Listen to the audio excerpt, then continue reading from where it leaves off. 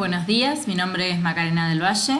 Yo voy a presentar ahora en este breve video el tema de cambio conceptual. Los materiales teóricos obligatorios para la clase son un capítulo de OnRod, no está completo, son unas hojas de la página 301 a la 334 de OnRod y 2 páginas iniciales de una presentación que hace Mario Carretero a un libro. Tienen que tener los 2 textos. Bien, vamos a empezar desde el principio. ¿Qué es un concepto entonces?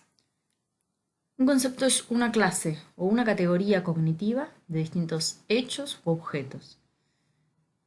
Todos tenemos distintos tipos de conceptos, ¿sí? Cuando yo les digo la palabra perro, ustedes tienen un concepto de perro que probablemente se parezca a algo así como lo que figura en esa imagen. Lo mismo si yo les digo la palabra plaza, ustedes van a imaginarse algo semejante a lo que figura en esa segunda imagen. Un espacio verde, con árboles, con plantas, con bancos, con juegos de chicos, ¿sí? Porque ustedes tienen alguna idea, alguna categoría sobre cómo deben ser los perros o las plazas, ¿sí? Eso es un concepto. Es una idea cognitiva predeterminada que nosotros nos hemos ido formando a lo largo de nuestra vida. Tenemos distintas clases de conceptos. Están los conceptos de tipo concreto, ¿sí? O los conceptos de tipos más abstractos. Los conceptos concretos son identificables por su apariencia física y sus características concretas y observables. Por ejemplo, cuando yo digo la palabra vaca, ustedes pueden identificar a un animal con 4 patas, con manchas, lo que sea que vive en el campo, ¿sí? Por su apariencia física y por sus características que son claramente observables. Lo mismo si yo digo la palabra vela, ¿sí? En cambio, los conceptos abstractos son mejor comprendidos cuando tenemos una definición formal de ellos. Suelen desarrollarse con instrucción específica, es decir, por medio de la enseñanza. Si yo les digo a ustedes la palabra mente, ustedes van a entender mucho mejor qué es la mente a partir de una definición formal. Lo mismo con la palabra justicia, ¿sí? Con el concepto de justicia. Ustedes lo van a entender mucho mejor a partir de una instrucción específica y no a partir de una característica concreta o observable como ocurría con el caso de la vela o la vaca. ¿Cuándo podemos decir que hemos adquirido un concepto? Cuando podemos identificar correctamente los ejemplos positivos y negativos del concepto. ¿Qué es un ejemplo positivo o un ejemplo negativo? Supongamos que nos basamos en el concepto de perro. Un ejemplo positivo de perro es un perro cualquiera, el perro de mi vecino. Un ejemplo negativo del concepto de perro sería un gato, por ejemplo, ¿sí? Cuando nosotros adquirimos los conceptos, cuando los chicos adquieren los conceptos, principalmente, para que sea más claro el ejemplo, pueden darse 2 fenómenos muy característicos que se llaman subgeneralización y sobregeneralización. La subgeneralización ocurre cuando los chicos no son capaces de identificar un ejemplo positivo como positivo, ¿sí? Dentro de un concepto. Vamos con el concepto de perro. Este es un perro, este es un perro y este es un perro. En los 3 casos es probable que el nene me diga que esos son ejemplos positivos de perro y que cuando yo le muestre esta imagen no la pueda reconocer con tanta facilidad, porque la verdad que se parece mucho más a una oveja que a un perro, y sin embargo es un ejemplo positivo del concepto. Entonces, puede darse en estos casos una situación de subgeneralización. Otro fenómeno es el de sobregeneralización. Entonces, nuevamente, estos son perros y el nene puede tender a decirme que esto también es un perro. Y sin embargo, ustedes verán y me dirán, no, eso no es un perro, eso es un lobo. Y lo pueden identificar a partir de ciertas características. ¿Qué hacemos entonces para definir un concepto, sí? Por lo general nos valemos de la explicación de sus características. Y tenemos distintas características de los conceptos de las cuales nos valemos. Las características pueden ser definitorias, pueden ser correlacionales o pueden ser irrelevantes. Las características definitorias son todos aquellos rasgos del concepto que deben estar presentes sí o sí en todos los casos positivos. Si ese rasgo no está, ¿sí?, entonces tenemos un ejemplo negativo del concepto. Por ejemplo, un perro es un animal y tiene pelo. Si no fuera un animal, entonces no sería un perro. Después tenemos características correlacionales. Son rasgos que pueden no estar, pero que suelen estar. Por ejemplo, un perro tiene 4 patas. Si vemos un perrito que tiene 3 patas, porque tuvo un accidente, porque la perdió por cualquier razón que sea, ese perro sigue siendo un perro. Entonces, es una característica, las 4 patas es una característica que es correlacional. Entonces, puede estar, pero el hecho de que no la esté no hace a que el animal deje de ser un perro. Y después tenemos características irrelevantes. Su presencia, la de estas características, es irrelevante para identificar al caso como positivo o como negativo. Es decir, si el perro tiene o no tiene collar, no va a dejar de ser un perro por tenerla o no tenerla. ¿Cuáles son las teorías sobre la forma en la que las personas crean conceptos? Teorías sobre la formación de los conceptos. Vamos a ver 4 teorías. Una de las teorías se llama teoría de la evaluación de hipótesis. Y vamos a ver 4. La primera se llama teoría de la evaluación de hipótesis. Esta teoría propone que la formación de conceptos se logra a través de la formación de hipótesis que nos vamos haciendo sobre las características y reglas que definen un concepto y de la verificación o no de esas hipótesis a partir de los casos positivos o negativos del concepto. Es decir, básicamente, nos formamos una hipótesis, la comprobamos, vemos si es cierta o si no lo es, y a partir de ahí vamos modificando nuestro concepto cognitivo. Vamos a ver un ejemplo. Ahí en el texto tienen el ejemplo de un estuzgo. Ya les digo que un estuzgo no es nada. No lo busquen en internet, no lo googleen porque no es nada. Es un ejemplo. Podrían haber puesto otra palabra, cualquier otra, un flipvex, cualquier palabra. Un estuzgo es una palabra inventada. Y nos dicen, vamos a plantearles qué es un estuzgo. Ustedes no saben lo que es, yo tampoco. Entonces nos dicen, ok, vamos a hacerlo con un ejemplo. Este es un estuzgo, ¿sí? 3 círculos grises son un estuzgo. Entonces nos plantean esta siguiente imagen y nos dicen, ¿esto es o no es un estuzgo? ¿Sí? Entonces nosotros diríamos, y en principio un estuzgo tienen que ser círculos y tienen que ser grises y tienen que ser 3. Entonces, un cuadrado no es un estuzgo. Muy bien, el ejemplo anterior no es un estuzgo. ¿Y esto otro? Eso no es un estuzgo. Y si teníamos planteada la hipótesis de que eran 3 círculos grises, entonces este no es. Me dicen, sí, este sí es un estuzgo. Ok, modifiquemos entonces nuestra hipótesis inicial. Pueden ser 2 o 3. Y pueden ser negros o grises. Y nos dicen, ¿esto es un estuzgo? No, porque son triángulos. Genial, esto no lo es. ¿Y esto otro? Y acá tenemos 2 y blancos, y nosotros habíamos dicho que negros o grises, entonces probablemente no. Sí, esto es un estuzgo, ok, entonces vamos a tener que modificar nuestra concepción.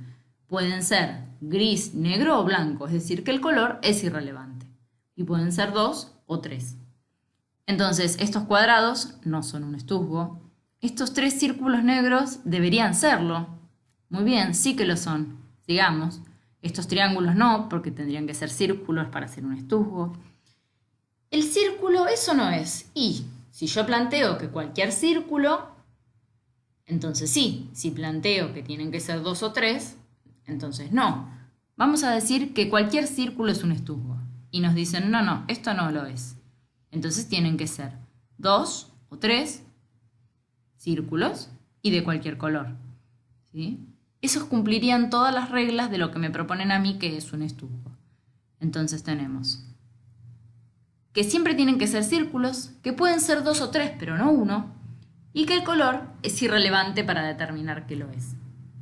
¿Se entiende? Yo me fui formando hipótesis y a medida que me fui enfrentando con los ejemplos positivos o negativos de este concepto, fui desarrollando la idea de qué es o qué no es un estuzgo.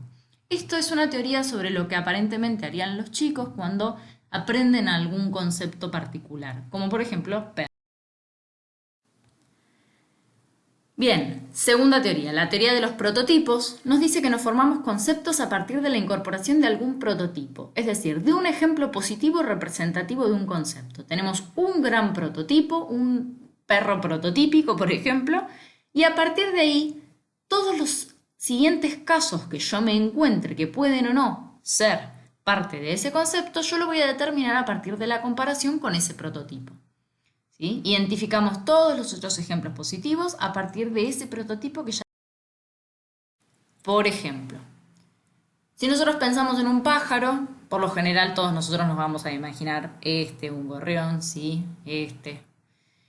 Es lo más común que nosotros encontremos. Entonces, de repente nos muestran esto y a pesar de que no lo vimos nunca jamás, o probablemente la mayoría de nosotros no ha visto jamás este pájaro, podemos identificarlo como dentro de la categoría de pájaro.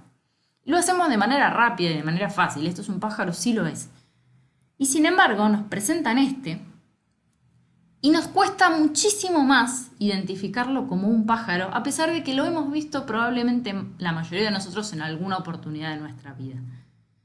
¿Se entiende? Lo comparamos con ese prototipo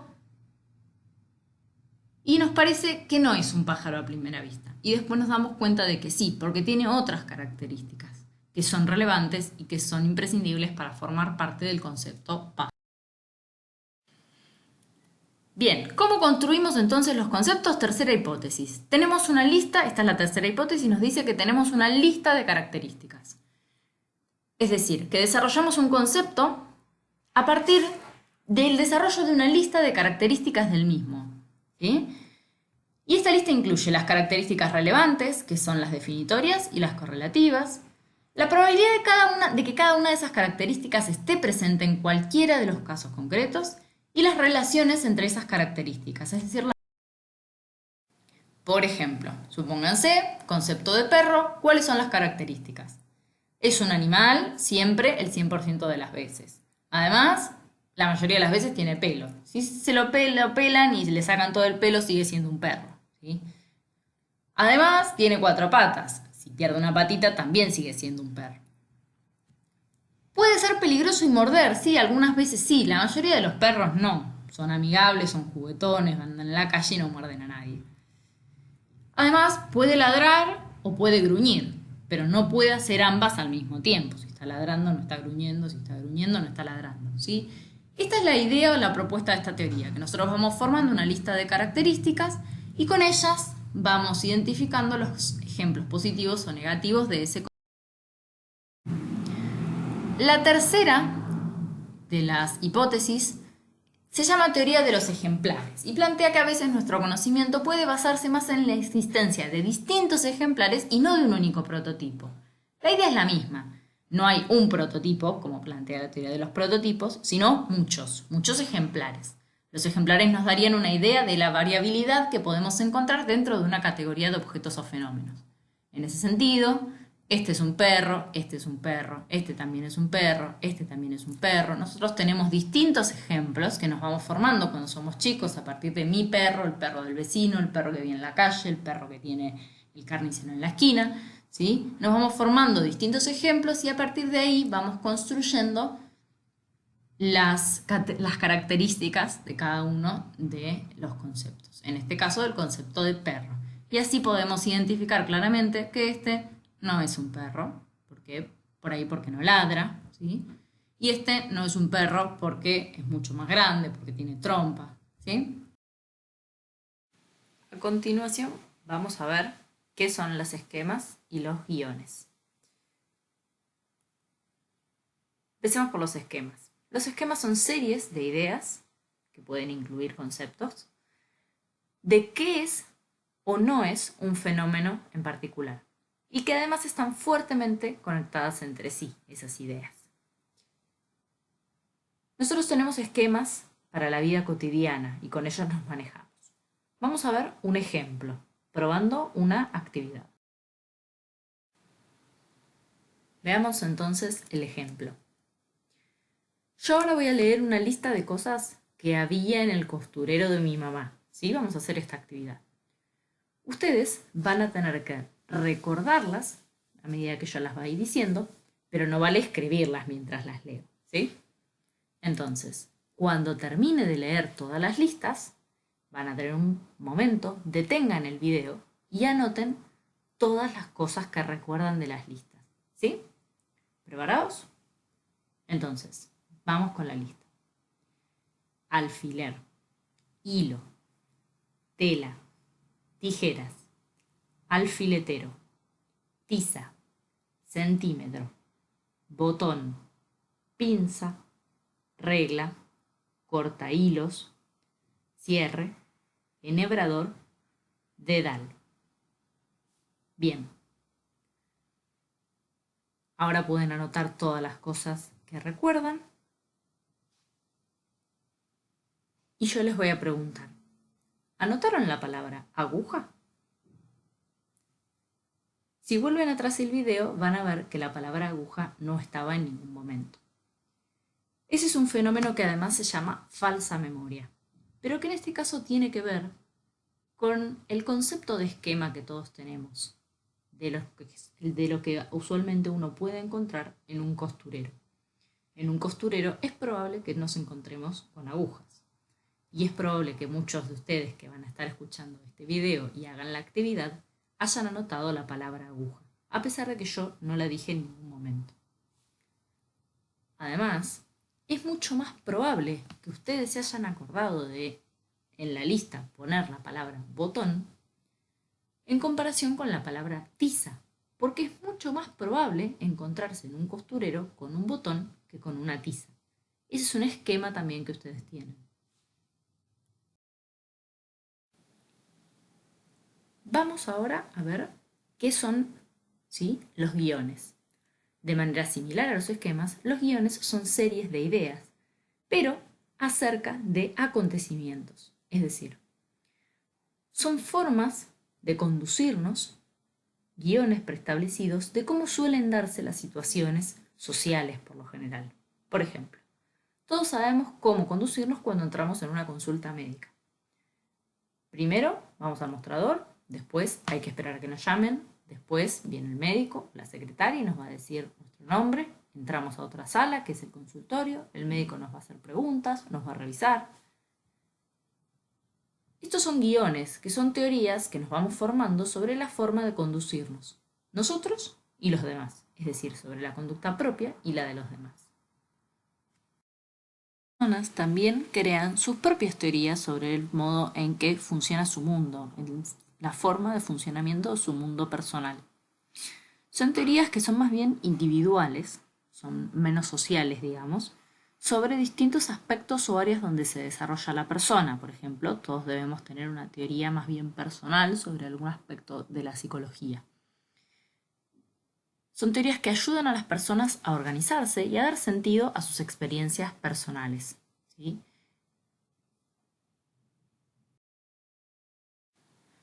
Vamos a ver ahora qué sería entonces el cambio conceptual, la forma de aprendizaje que conllevaría un cambio en estos conceptos.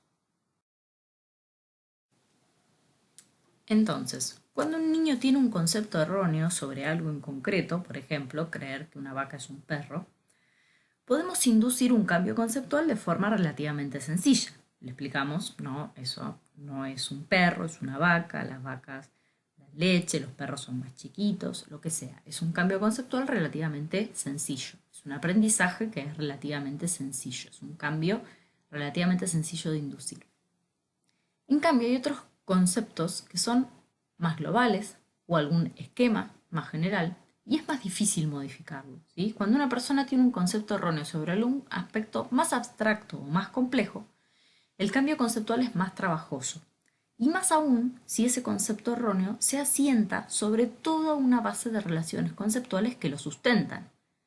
Vamos a ver un ejemplo de esto, ¿sí? Vamos a ver el ejemplo de Mario Carretero que propone en el texto que eran esas 2 páginas que además tenían que leer para esta clase de trabajos prácticos.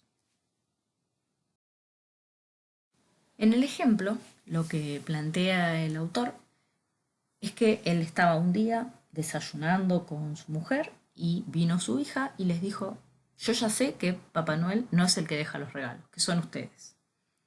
Entonces dicen, de repente como que nos sorprendimos y dijimos, bueno, ¿cómo es que llegaste a esa conclusión? ¿Qué pasó? Y aparentemente lo que les dijo la hija es que ella se había dado cuenta porque no podía ser que Papá Noel entregara todos los regalos él solo. Entonces lo que él hacía era hablar con los padres para decirles que habían pedido los hijos, darles los regalos y entonces los padres ponían los regalos en el árbol. ¿Sí? Con esta idea se quedaron más tranquilos los padres y después Mario Carretero, el autor del texto, empieza, digamos, a reflexionar sobre qué había pasado. Y dice, hubo un cambio conceptual, pero fue solo parcial, no fue un cambio sustancial. ¿Por qué? Porque el cambio fue para poder introducir esta nueva información de que Papá Noel no podía entregar todos los regalos él solo en una noche. ¿Sí? Hubo un cambio. Sin embargo, la figura de esta mágica de Papá Noel prácticamente no se modificó. ¿Por qué? Porque Papá Noel sigue siendo como un ser omnipresente que sabe lo que pidieron, que hace todos los regalos y que se encarga de que le lleguen todos los regalos a todos los chicos en el mundo. El cambio conceptual real hubiera sido que se diera cuenta de que entonces los padres son los que compran los regalos y los que los dejan en el árbol. Sin embargo, no fue ese el cambio que se produjo. ¿Y por qué no? Plantea el autor principalmente dos razones, que son las que después se desarrollan en ese libro del que él está haciendo la introducción. Y dice que la primera es una cuestión de desarrollo cognitivo. Entonces, parece que son necesarias ciertas condiciones para que el chico pueda ver la incompatibilidad de lo que estamos planteando. De hecho, si nosotros lo vemos de una manera lógica, nosotros le decimos a los nenes que existe Papá Noel, pero que no sé, que los trineos no vuelan. Y entonces, ¿cómo puede ser si ayer me dijiste que los autos no vuelan, los trineos sí vuelen, por ejemplo? O cómo puede ser que vos me decís yo no puedo estar en dos lugares al mismo tiempo, pero Papá Noel sí. Es como una incompatibilidad. Pero los nenes todavía, por una cuestión de maduración cognitiva, no son capaces de poner todas esas cuestiones dentro del mismo concepto.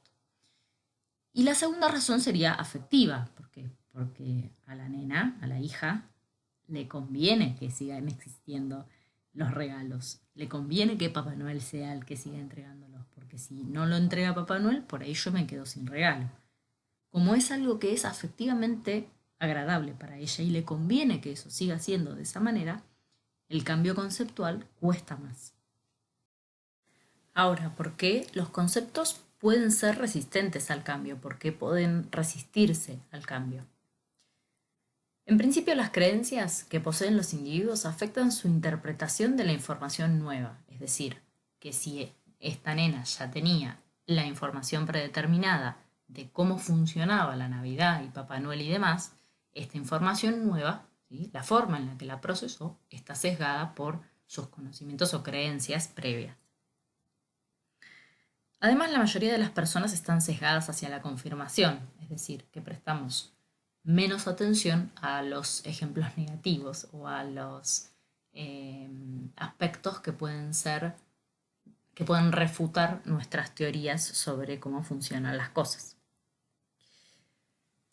Además, algunas ideas erróneas se integran en un todo coherente con muchas interrelaciones entre distintas ideas. Entonces, la idea de Papá Noel tiene mucho sentido para los chicos, para el mundo de los chicos. ¿Por qué? Porque cómo llega, porque llega en su trineo, y porque vuelan los renos, porque son mágicos y él puede estar en todos lados porque es una persona mágica, y deja los regalos porque tiene un taller en el Polo Norte en el que los hace, pero él no los puede hacer todos, entonces tiene a los duendes que lo ayudan, tiene su todo coherente y organizado de cómo funciona ese mecanismo de la Navidad y de entregar los regalos.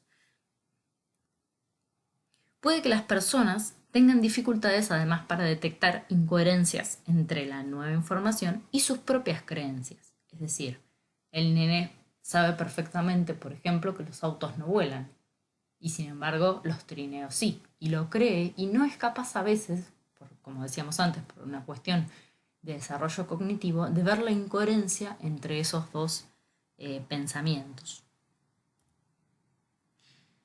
Las personas pueden tener además una implicación personal o emocional en sus creencias, que era lo que planteaba planteábamos recién. A esta nena le conviene que sigan existiendo Papá Noel y sus regalos. Y por último, en ocasiones las creencias del individuo se mantienen debido a su entorno social.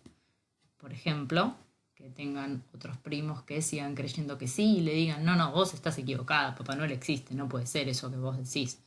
¿Sí? Tienen además distintas ventajas. Yo voy a mencionar algunas de ellas.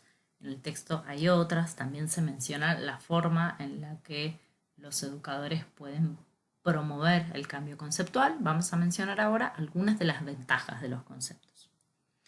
En principio, los conceptos reducen la complejidad del mundo, puesto que nos permiten clasificar los objetos, ordenar los eventos y facilitan así su comprensión.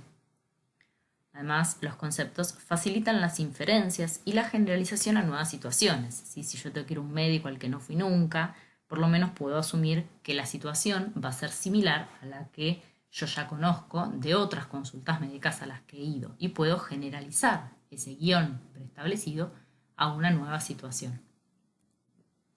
Además, los conceptos hacen que nos resulte más fácil interrelacionar lo que ya conocemos con la información nueva, ¿sí? Porque es más sencillo entender un nuevo concepto si yo lo pienso en relación con otros que ya conozco y de los cuales ya tengo un conocimiento. Acá termina la presentación sobre cambio conceptual y pueden hacer todas las preguntas que quieran y dejarlas en el foro.